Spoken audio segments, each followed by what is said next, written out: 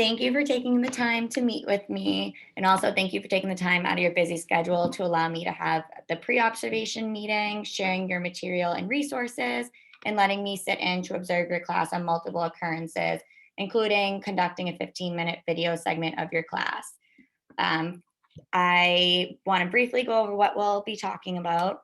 So we'll be talking about a little bit of why you chose to do the lesson that I observed, and go over some things that I observed, as well as going over the rubric that we use in our district, which was a way that I guess evaluated you during your assessment. And then we'll talk about some strengths and weaknesses and areas of improvement. So first, why did you choose to do this lesson? So the lesson was a practice of comprehension strategies. So students had already demonstrated their understanding of the text in written form. And so the idea was for them to then share those ideas and expand on them further through like a class discussion to make sure that they were meeting their comprehension marks from their IEPs. So did you read the book with the students beforehand, or did the students read the book on their own? So the sections were scaffolded. So I had read parts of the books chunked into 3 chapters at a time for this unit. And so I read the first chapter, and then they have access to the audio for the other 2 chapters. And then with the questions, they have the keyword in the question is bolded. So that way they have that word to go back and skim the text to be able to find the answer. Yeah, I think that, so from knowing the composition of your class, everyone is on IEPs. So you clearly, do a lot to personalize and, make your lessons accessible for everyone. So I think you did a great job with that. So I will go a little bit about so for efficiency purposes, I used our school in our district's teacher observation protocol, which includes using the Massachusetts model of system educator evaluation from 2018 teacher rubric.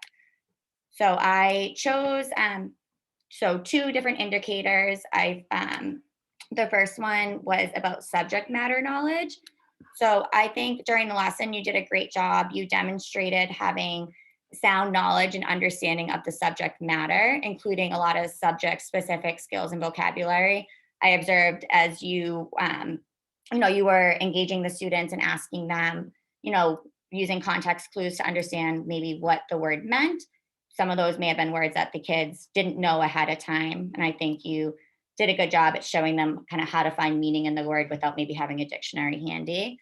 I think that you did a good job at assisting the students in understanding the context of the novel, as well as making connections to the weekly vocabulary words. I think your lesson also consisted of teaching your students how to make and assess evidence-based claims through asking them to find areas of the novel that supported the claims on the whiteboard. And, the student work that you provided to me and what I observed firsthand really backed this up and illustrated this. I think the way that you used both worksheets was great. The first one, they were using the words, and I think the second one really finding the meaning of the words, and the novel finding ways to support that. Is that a typical way that you do your lessons? Yep. So earlier in the year, I do give them more pieces. So I give them like the specific page number, and then we're slowly trying to get them to the point where without the page number, they can still use that keyword so that they can skim. Some of my students, I actually have phased away from giving them that keyword so that hopefully they're at the point now where they can identify the most important word in the question so that they can skim themselves. A lot of my students aren't there yet, which is fine. And the text evidence, a few of them, so they have the claim and then they have to find the text evidence. A few of them are required to then take it the next step and explain how that supports the claim. So give an explanation for it. Okay. Only a few of them are there though. Okay. So the goal in a perfect, they would all kind of be progressing to that stage. Yes, Perfect.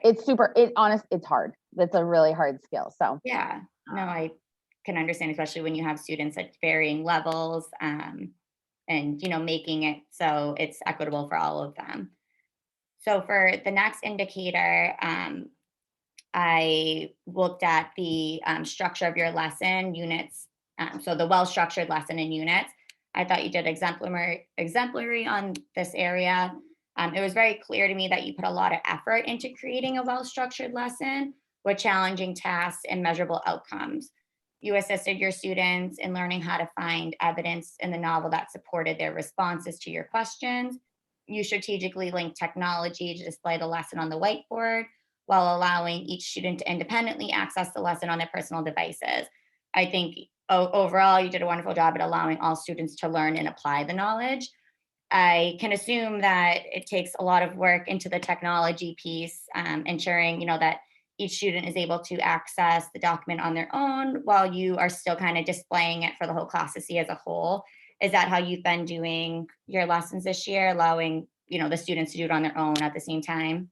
yes, yep. And it's great because Google Classroom has a feature where they can all get their own copy of the assignment. So I still also have access to it. So like I'm the owner of the document. They all have their own copy, so I can see it if I need to. And then I always have it up on the board for them also. So Do you find that that's easier for the students to be able to kind of do their end while you're yes, projecting it? yeah. And also them not having, because a lot of times teachers in like general ed classes, they assign the assignment and students have to make their own copy. Well, then it goes into their drive and the Easily teacher isn't, lost. it's easily lost and they forget to name it and the teacher isn't the owner of it. So then if they don't upload it, like I never see it. So it works out great. Yeah. So, I and mean, it's easy to find. So especially in lieu of COVID, you guys have really had to adjust to the expectations and, to continue make things as easily accessible for kids as possible while, making your life a little bit easier too. So the next indicator was around student engagement. I also think you're exemplary in this area. So throughout your lesson, you went above and beyond to ensure that all students were engaged in the lesson. Even just your tone of voice at times, it really made the lesson sound exciting. So maybe I think that that's a great thing that you did. I think your instructional practices consistently motivated all students in the content of the lesson through your classroom discussion, independent work, and in an engaging presentation. And in addition, you created an environment where students felt safe sharing their responses and allowed them to take risks relating to the content. So, during my observation, not every student got every answer right. But I think that you really gave them a space to feel comfortable getting the wrong answer, and still feeling like they could present their answer to the class. I know that's a skill that is a valuable skill as a teacher to allow that space, for kids to feel comfortable answering questions in front of a class. yeah, absolutely. Yeah. On the fourth indicator was around student motivation. I think, as we were just talking about, you created a classroom environment that regularly creates learning experience that guide students to identify their strengths, interests, and needs. Through this, you also provide a setting where students feel comfortable asking questions and taking academic risks, as evidenced in my observation. You also motivate students to challenge themselves by calling on students who would not otherwise raise their hand to answer a question. So, like, I did notice that it was maybe one or two times where you kind of cold called on them and they knew the answer. Just maybe they didn't feel comfortable raising their hand. Is that something that you typically involve in your lessons too? So I try to, so I never, I try to make sure that I've checked their assignment beforehand. Mhm. So I know like if like I already know they have the right answer. So then I like cold called on them and it like helps build their confidence. So like I already know they have the right answer, hopefully. And so that's helpful in being able to like because then it like builds like, oh, I should raise, and then like they'll want to raise their hand more in the future. So, and sometimes if I haven't had a chance to like check all their documents before, even if I just like move around because I can like quick glance Mhm. and like see what they have on their screen. So, And I try to make sure that, like students who might not have finished it or something like that, to not call, because it's blank and so they don't have the answer. So, Yeah. not cold calling on them. So, And I guess that's another great feature of being able to use, the Google programs, is that you can kind of see what they're typing in real time, and they don't necessarily have to submit it. You can just still see where they're at, if they're working on it. If they leave that one blank, maybe they don't understand it. yeah, absolutely. So that definitely seems like it would be helpful. So just some other notes during your lesson. So I found your pacing and timing to be inclusive to all of your students' learning styles. I think you went through each question at a pace that allowed each student to contribute to the classroom discussion while completing their individual worksheets. You also allowed time for students to ask clarifying questions relating to the content. Overall, it was evident to me as an observer that your students are very comfortable with your teaching style and the materials used. It didn't feel as though there was any wasted time telling kids, oh, take out your notebook and, find this, or, they really knew what to expect with you. So I thought that, that was evident that you as a teacher are a very strong teacher, and you're very consistent and, predictable, and that the kids know what to expect when they're in your classroom. I think that we spoke a little bit about it, but your use of technology was great. It allowed students to not only follow their lesson on their personal devices, but to also look on the board and, look that way. I think you did a great job connecting to the curricular standards. So specifically the listening and speaking standards. So I think the kids came to class prepared, having read the required material. You were able to assist them in drawing connections between, the novel and the questions.